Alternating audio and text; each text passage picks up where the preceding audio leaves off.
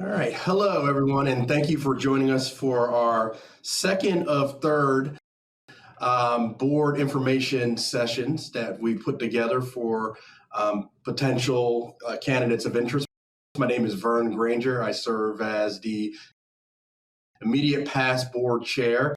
And in my other day job, I serve as director of admissions at the University of Connecticut. And so we hope that these sessions will be able to answer a lot of questions for members out there who are thinking about whether board service is in their future. And so the topic of this webinar is on revelations and insights and hearing about the different board experiences from some of our current board members. And so some of the things we're going to be talking about during this session, the difference between affiliate and board service, hearing some of the insights and experiences of our current board members, the working relationship of the board, the type of work that takes place on the board. And so we hope that it's going to be able to answer a lot of questions that you may have as you're thinking about this whole process. So, I want to go ahead and jump right into the questions, and I'm going to go ahead and kick it off with the first question to our board chair, Angelica Melendez. And Angelica, you are currently serving in the chair role. You've been in the role for a few months now. And this comes on the heels of your previous service on the board as a board of directors member. So you have some extensive service and experience on the board. So if you wouldn't mind just talking about the role, the current structure of the board, and how you think that it has changed over the years that you've been serving on the board. Well, thank you, Vern. It has, I don't even know where to start because that has so many valuable parts to it. But what I'm going to start with is the role of the board. And while I knew it was fiduciary, and I always thought that was like the budget and the financial stewardship and everything that is involved in that, it's so much more than that. It's also the policies and procedures that we have to follow. And, we do evaluate the CEO because he is our only employee, and then he serves out our mission and vision with the staff. So, but I think the one that I am most excited about what the role of the board is being at that upper level of thinking and being very strategic and mission oriented. So the role of the board has many different aspects of it, but it involves the mission and vision and strategic vision to move us forward. Where will NACAC be 10, 20, 15 years, 30 years from now? Making sure that we are taking care of our finances so that we can have the resources for our members that serve our students and our families, and the policies and procedures to make sure that we are aligned with best set practices for other national and nonprofit organizations, and making sure that the relationship that we have with our CEO, making sure that he is currently doing the task that we have charged him with to move the organization forward. In my 5 years, 5 years, yes, 2 as currently in the chair cycle and 3 as a board director, I think we have moved more towards the mission and strategic vision. When I first started, we were more about the budget, because when I started, we were in the middle of the DOJ investigation. So it was about finances and how to survive and thrive during that time. And now we are currently looking at mission and vision and making those decisions. Additionally, I think having a more diverse body of members sitting in the table with me, as far as not only our ethnicity or gender, but also our differences that we bring to the table, as far as our backgrounds, our affiliates, that has strengthened the board and our relationship with NACAC as a whole. Yeah, thanks for that. Really great information. And Angelica, I know that one of the things that's probably on the mind of our folks who are watching this webinar is they want to get a better idea about what are the roles and responsibilities of being on the board, and what's the time commitment like for board service. So if you wouldn't mind talking a little bit about that. Well, for me, it was easy to manage, working in a public high school setting, having the calendar in advance, knowing as far as time commitment.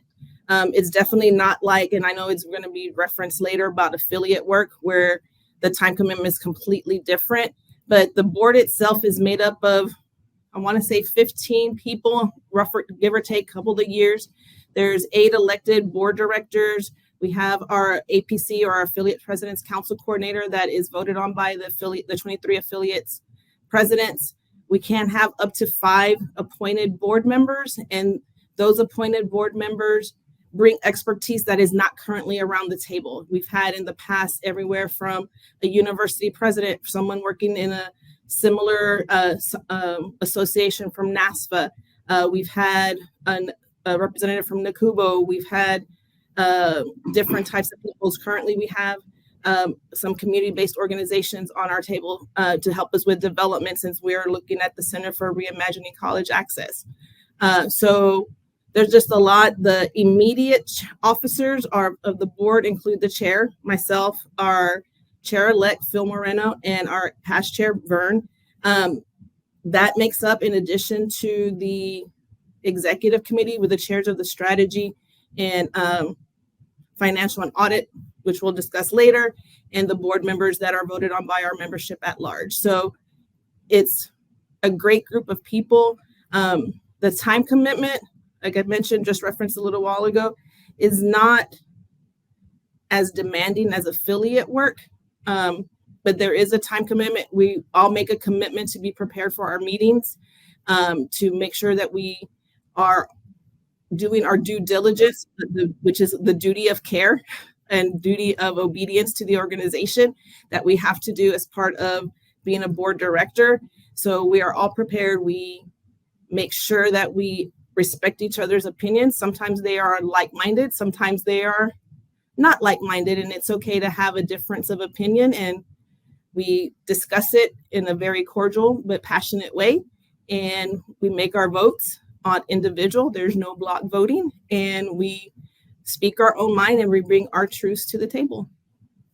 Yeah. Thanks for that, Angelica. And you spoke about the time commitment and the type of work that takes place coming from the chair perspective. And so I'd just be curious if some of the other board members who are not in the chair role or in that chair cycle, but on the board of directors, if they wouldn't mind just talking about their observations, their experience with as far as time commitment and what it's taken up as far as board service. So anyone want to chime in and speak to that point? So I can, excuse me, jump in and speak to that a little bit more. I am Tahirah Jordan Crawford, and I am in my 3rd and last year in my role on the board. And so I think one of the things that I think is just important to emphasize when we talk about the commitment, so that it's can like pull the curtain back a little bit and not be as intimidating.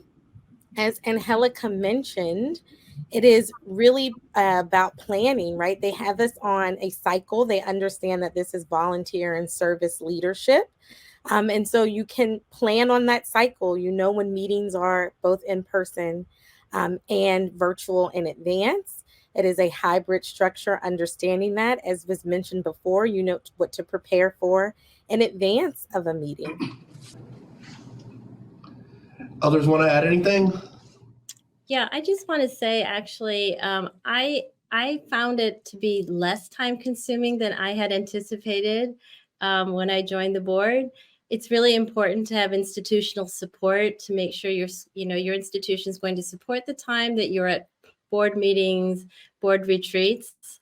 And then the other thing I want to say is being on the board is so life-giving that actually when you return to your job, you've been so encouraged that I actually find I have lots of energy to kind of get back to my day job.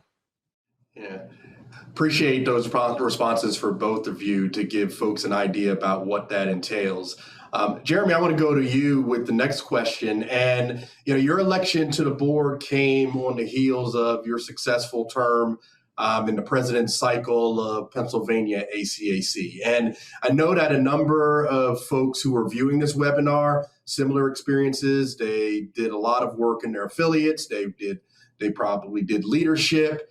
And so they're thinking about that next step potentially in their professional career, which could be service on the NACAC board. But there is a difference between the experiences on your affiliate leadership cycle as well as compared to the NACAC leadership cycle and being on the board. So Yeah, absolutely. Thanks for asking me. Hello, everybody. My name is Jeremy Branch. I'm in my second year on the board of directors, and I'm currently associate director of college counseling at the Haverford School in Pennsylvania. But there are definitely some similarities and differences, Vern, between affiliate service and NACAC board service. When I think about affiliate service, I do think it is a good preparer for what you're going to tackle as a board member, right? The ability to think about things in a holistic way, right? To think about the health of your organization, to lead a diverse group of individuals, other professionals in making decisions, developing new programming, all those types of things like involved with strategy, right? And thinking not just about yourself, but about the good of the whole. All of those things that I did as an affiliate president certainly has helped prepare me for board service. But there are also some pretty significant differences as well. Board service, while being less of a time commitment, is way more impactful and serious than my service as an affiliate leader. Not to minimize the importance of affiliate, president work. It's definitely important. But, there are actual employees at NACAC. I think a mistake that some people make is thinking that NACAC is a super affiliate, right? That it's just like a little bit larger, but all the same things happen. It's not the case. There are 40 plus actual employees of NACAC that have salary considerations, that have an understanding of what their total compensation is going to be, that hopefully plan to retire at some point. What does that look like? There are individuals who actually carry out the day-to-day work. And I'll give you an example of the difference there, even between being an affiliate president and being on the board. If you decided as an affiliate president that there was a new program that you wanted to see created, right? You would be involved with establishing what that program was going to be, what the name of that program was going to be, whether or not there was some budget allocation for it. That'd be a quick thought. You'd start thinking about the invitations. How are they designed? When are we going to send them out? How do people sign up for the event? You're going to think about who needs to staff it. You're going to think about where are we going to hold it? Where are our meetings going to happen?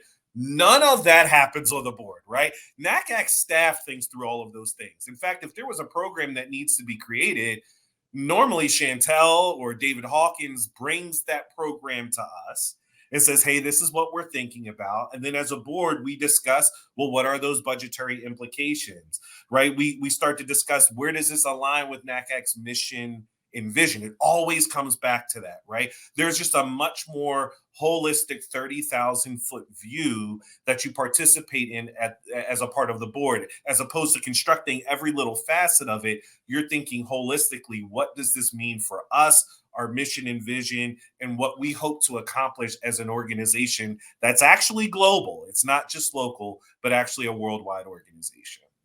Yeah. Thank you for that, Jeremy. And Chris, I want to go to you next because there are also probably folks out there who are viewing this who may not have gone through the affiliate service leadership that Jeremy talked about, but they are leaders in the field. They are accomplished. They are mentors. They have great standing in the field and really are thinking about thinking about running for the NACAC board. So I would love to hear from you about the process that you went through in making that determination of, I have something to give to NACAC and being on the board. And I would love to hear your process that you went through. Sure, Vern. Hey, everybody. I'm Chris Liu. I'm co-director of college counseling at the Stony Brook School. Actually, if I was quite transparent, when I thought about board service, I thought you actually had to be, an affiliate president. I just thought that was like a requirement or at least a delegate. I was neither of those two things. And while I was involved with my affiliate, I wasn't in a really strong leadership position. And so I really hesitated before applying to the board. But as I got more involved with NACAC through the IAS committee and through the AAPI special interest group, I discovered what an incredible organization it was. And I had a friend who really encouraged me to apply and said, you have things to bring to the table. So as I went through the process, I started to really realize that was true.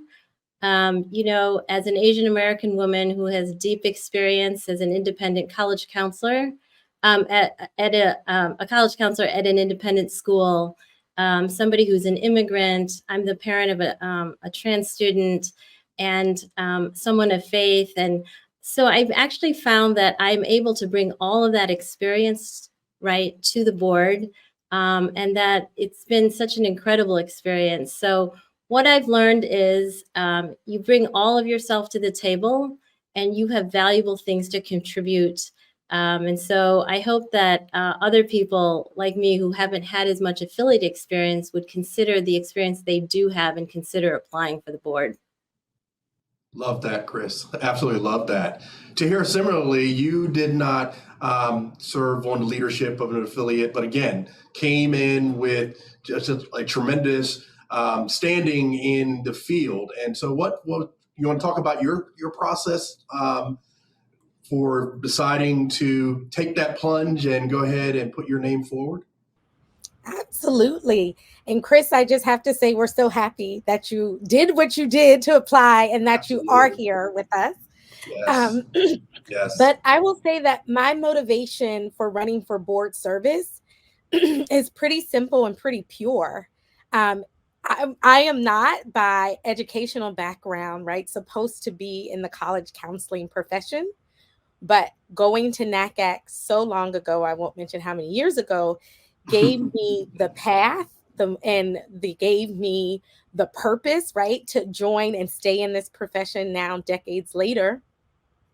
And I wanted to ensure that this organization was going to be here to offer that experience to others like myself, right?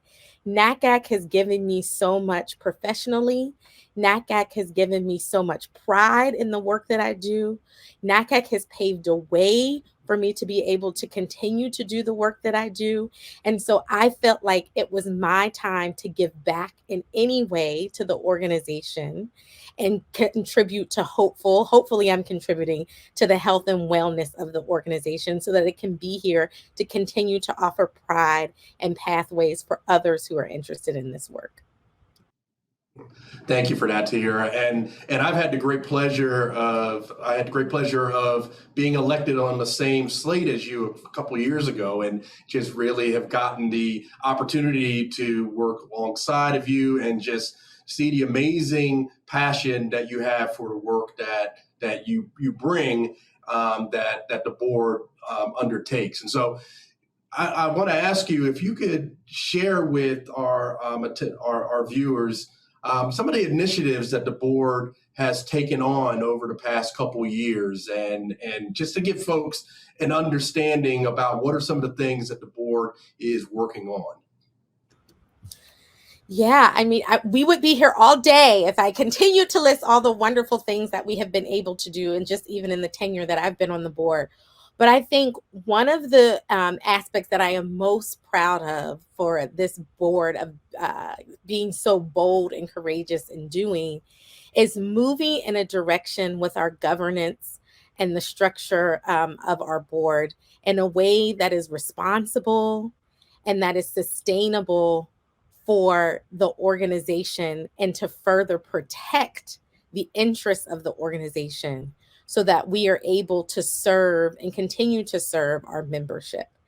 I think a wonderful thing that this board has done in my time is made a reinvestment in staff so that they can further increase the outreach and the development and footprint that the organization has in our profession, and not just in our field, specifically in the niche market of college counseling, but just in the field of education and works related to college admissions. I also am very proud of the work that the board has done to be able to be inclusive of member voices, a larger representation of who is making up our profession. One thing, alluding to what Chris mentioned earlier about all the different lived experiences at the table, we also don't lose sight of the lived experiences and voices that may not be at the table. And I'm very proud to be part of a group of governing leaders who are able to do that as well. And then the last thing that I think is just so important that has always been at the forefront of the work that we are doing, and that Angelica spoke about a little bit more, is greater transparency in the work that we are doing as a leadership board to ensure that members don't feel like, hey, again, something is shrouded in secrecy, that we're approachable, that they put out what has happened at our meetings and what you can look forward to and what we have been working on. Okay, thank you for that, Tahirah. And I love all the things you talked about, particularly that transparency piece, because that has been something that we really have been focusing on as a board. I want to throw something out to all of you. And, you've been on the board for different amounts of years. And, I would love to hear your experiences or your perceptions about things that you wish you knew. So, if you could go back in time and start your board service again with the knowledge of the year, 2, 3, 4 that you've been on the board, what would you like to share with our folks who are watching this webinar that may be helpful for them? So, any one of you can go ahead and start us off on that. So I'm going to start with a semi-negative and then a super positive, right? So from a semi-negative position, I wish I knew how torturous the wait for the vote to open was. Like, once I got through the interview process and it was like, okay, you are a board candidate and all of that process is going on and we're recruiting, recording the town halls, the wait between that and the actual vote for these positions, oh my God, it killed me. It killed me. I'm like, every day, I'm like, when is it? Are we closer? And friends are asking me, has it started yet? Has it opened up yet? That took longer than I anticipated, but was rewarding, in the end. But that was one thing I wish I knew, just to pace myself and prepare myself for how long that wait is. In a positive note, I didn't expect to learn as much as I've learned at this stage, inside and outside of the lines. And what I mean by that is I knew I was going to walk away with lessons learned and skills sharpened from the work that we are charged to do as board members. I knew I was going to gain from that. What I didn't expect already is how much I've learned outside of those official meetings from the fellow members on the board and the NACAC staff. I have been refined. I've been rejuvenated. I've been inspired. I didn't realize until joining the board that I have a lot of personal mentors in my life, but I hadn't had a lot of professional mentors in my life. And now, just in this little over a year and a half that I've been able to serve in this capacity, I will say I have a variety now of mentors that also are serving on the board with me, and I would not trade that for the world. I'll go next. I wish I had known just how normal it is sort of being on the board. There were plenty of people on the board that I had seen on stage at conferences, and I'd only seen them on stage. But when I joined the board, somebody told me it was the best professional experience they'd ever had. And that is absolutely true. And everybody is just as normal as they can be. They're really bright, brilliant, thoughtful.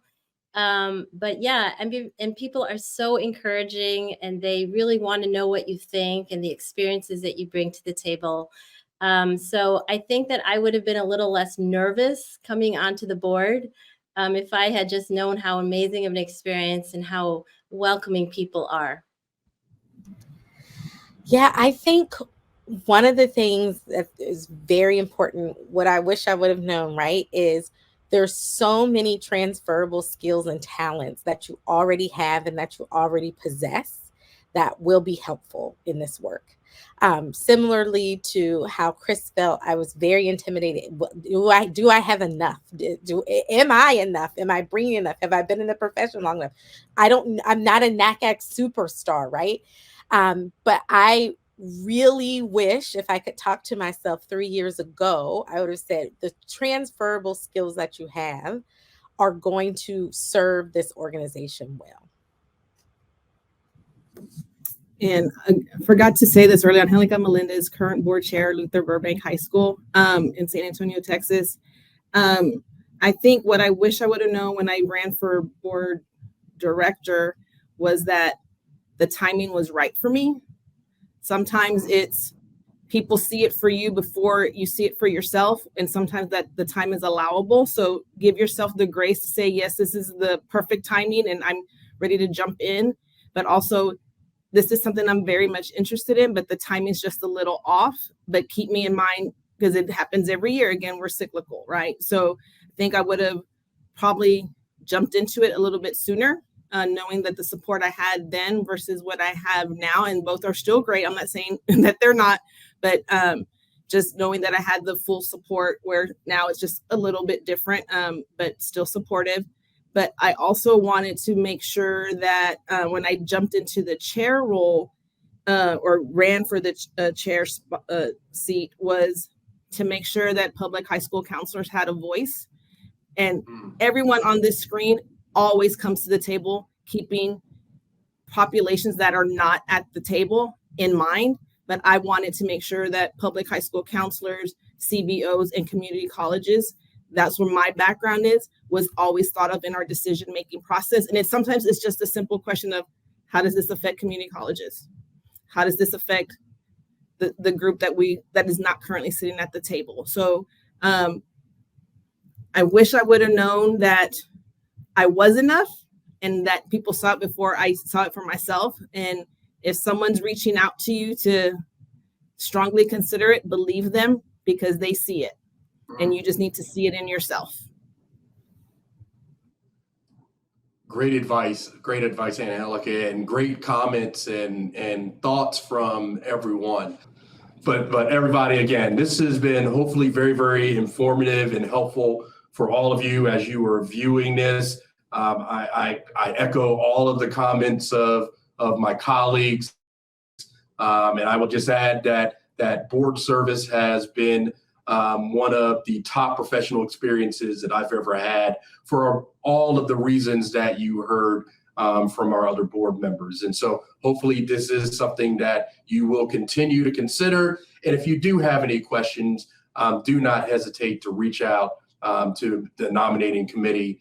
And you've seen the contact information flash on the screen. Thank you all for taking time out of your schedules. Thank you again for considering running for the board. And I wish you a great rest of the spring semester.